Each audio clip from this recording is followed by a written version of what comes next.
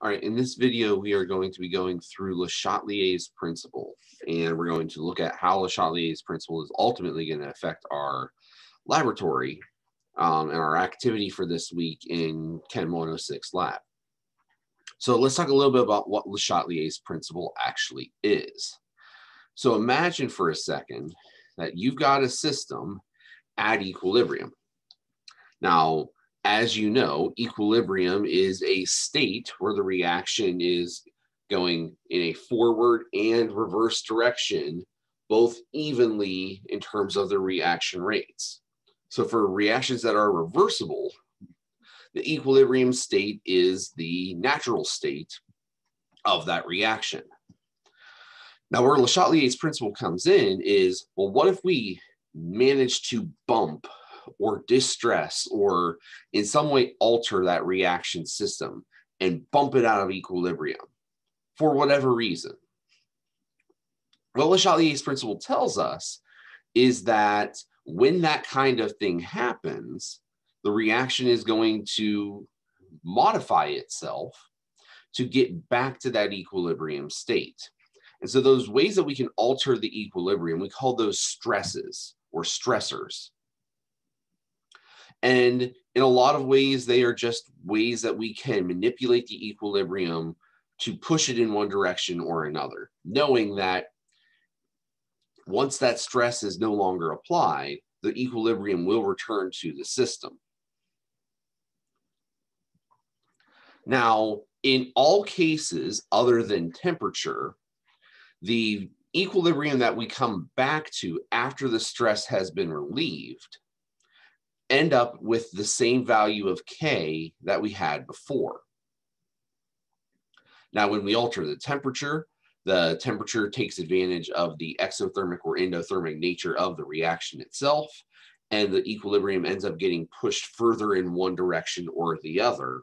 As a result of that temperature change, our value of K ends up being altered as a result.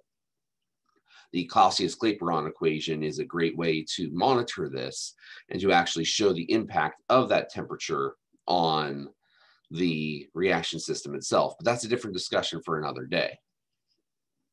What we need to know is that according to Le Chatelier's principle, we are going to react to get rid of that stress and come back to the original equilibrium that we had at the very beginning of the process.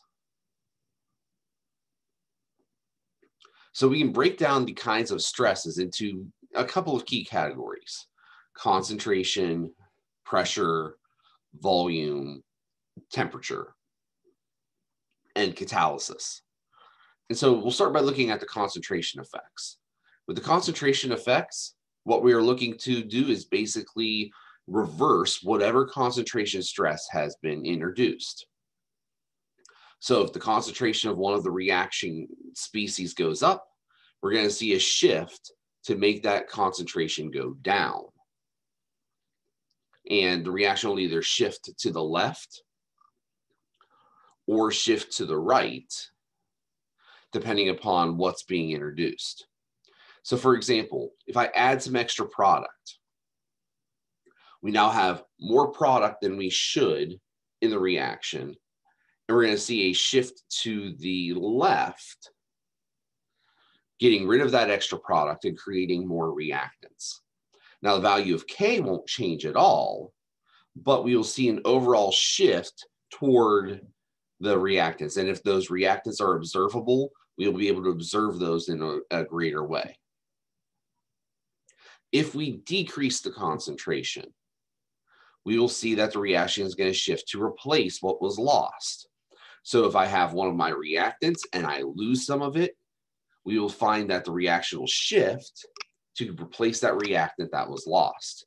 If I take away one of the products and it goes away, the reaction will shift to give us more product as a result. But again, the real key here, the value of K is not going to change. Now, pressure and volume we can handle together. These only apply to systems where we have gas phase substances. So if my reaction is completely done in solution, pressure and volume won't make a difference. If my reaction is solid phase, pressure and volume won't make a difference. It's only going to matter if I have any gas phase product or any gas phase reactant. And then it becomes a matter of not so much pressure, but more volume. Because we know that pressure and volume are related to each other through Boyle's law, but simply increasing the pressure actually doesn't really do anything. When the pressure of the system increases as a result of adding a non-reactive gas, we don't see a shift in the equilibrium whatsoever. So if the volume doesn't change and we just introduce neon or argon or nitrogen, if the nitrogen's not part of the reaction itself, that has no bearing on the equilibrium whatsoever. In most cases, we're looking at volume changes.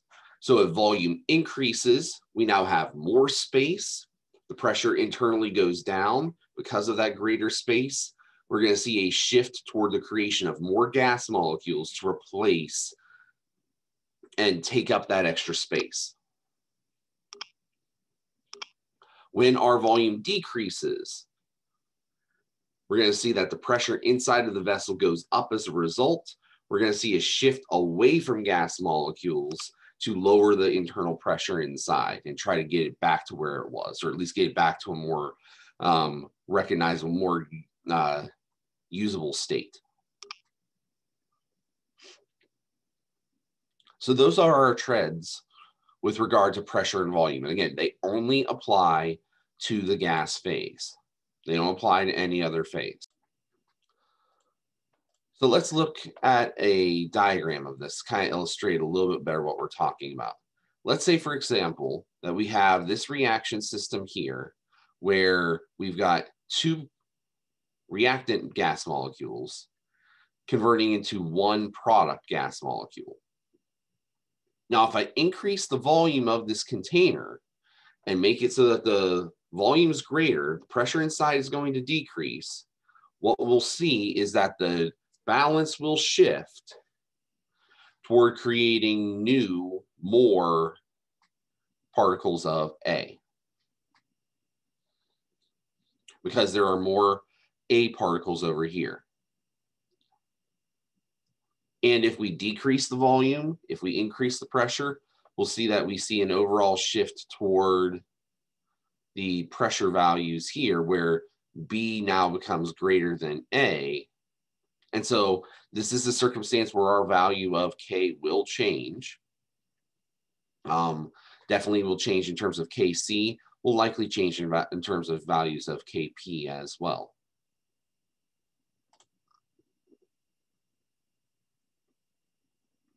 And we can see the relationship here between them.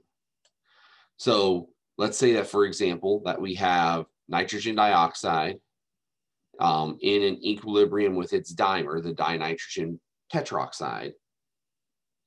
And if we look at the pressure values of each, we can see that the pressure of the nitrogen dioxide is equal to 1x times the pressure of the dinitrogen tetroxide. So setting up my value of Kp, I can see that as this goes about, we're going to see that the values are going to change, the partial pressures are going to change, and as a result, the equilibrium value is going to be half of what it should be. And so we're going to see a shift to get rid of that. So the Q value here, again, non-equilibrium value for Q tells us that we've gone to half of what Kp should be. And so as a result, we're going to see a shift toward the product to get us back to that equilibrium value. So Kp is not going to change overall. It is going to go through a shift to warrant that. All right, what about catalysts? Now we know that catalysts increase the reaction rates, and they do so by lowering the activation energy of the individual mechanism by which the reaction occurs. Now, what does this mean for equilibrium? Not a whole lot. All it really means is that the rate of reaction in the forward direction and the rate of the reaction in the reverse direction are both occurring at the same rate and are both occurring more quickly. As a result of a catalyst, all we will see is that we will reach equilibrium quicker, but it won't actually affect the value of the equilibrium constant at all. Again, we can see overall what this means. Our activation energy in the green here is lower for the catalyzed reaction than for the purple reaction, the uncatalyzed state. And again, in terms of when do we reach equilibrium, the green reaction gets to equilibrium faster because it is catalyzed. The purple reaction takes longer because it is uncatalyzed. So catalysis has no impact on equilibrium in terms of the equilibrium position. All it means is that it's going to help us get to equilibrium faster. Finally, we're going to talk about temperature. Temperature does impact the value of K, because the concentrations are going to change and are going to change permanently based upon this new temperature state. The best way to kind of rationalize this and plug this in is by starting to think about temperature, or at least about heat, in terms of being a reactant or a product. For substances, or excuse me, for reactions that are endothermic in the forward direction, we can think of that heat as being a reactant. And so when the temperature goes up, that heat is going to go up. We can think of that as a reaction participant, and similar to what we would see in a concentration increase, we're going to see a shift to get rid of that excess heat. For exothermic reactions, we are going to think about heat as being a product. And so we've got heat as a product over here. If it increases, we're going to see a natural shift to the left to get rid of that excess heat. So when we increase the temperature, regardless of whether it's endothermic or exothermic, again, all that means is that we're going to put heat either as a reactant for endo or as a product for exo. Increasing the temperature is going to cause a shift in the direction that removes the heat. Decreasing the temperature is going to cause a shift in a way that brings in the heat. And this is going to have a permanent effect on the value of K.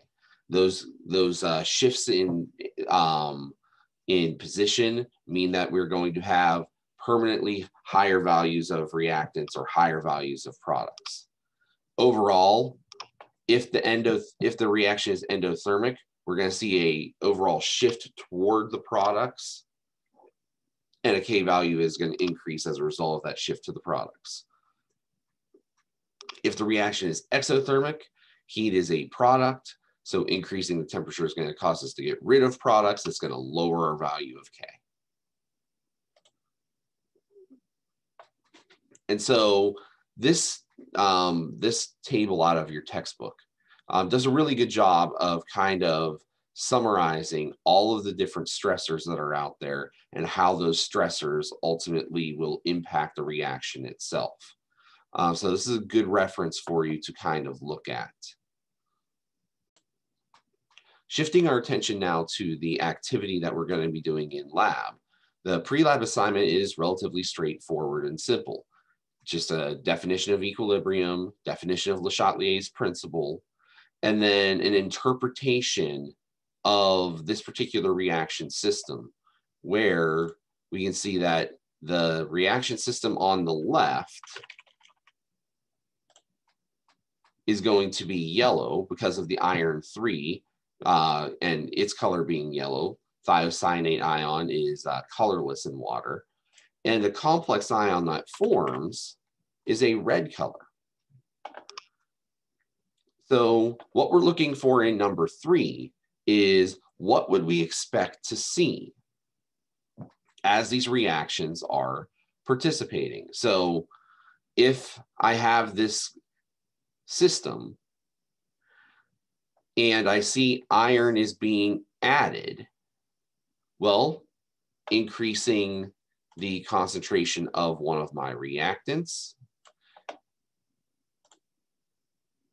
is going to cause a shift to get rid of that excess reactant. So we're going to shift to the right. We'll end up seeing that the color of the solution gets more red as a result. And so that's what you need to do for the other two. For part B is what happens if we add silver, and knowing that silver is going to react with the thiocyanate ion. And then how do we interpret that in terms of Le Chatelier's principle?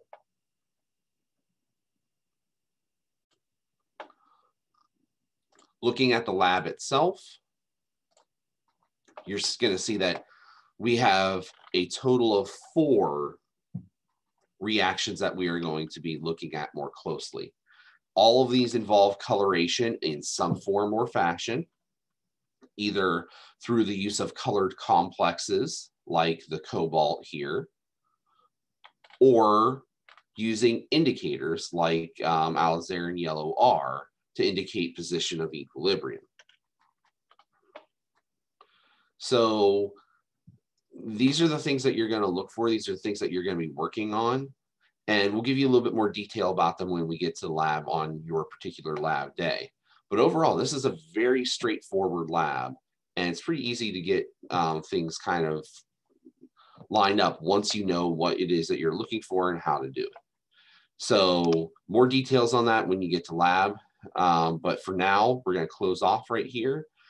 Thanks for watching, and I will see you in lab.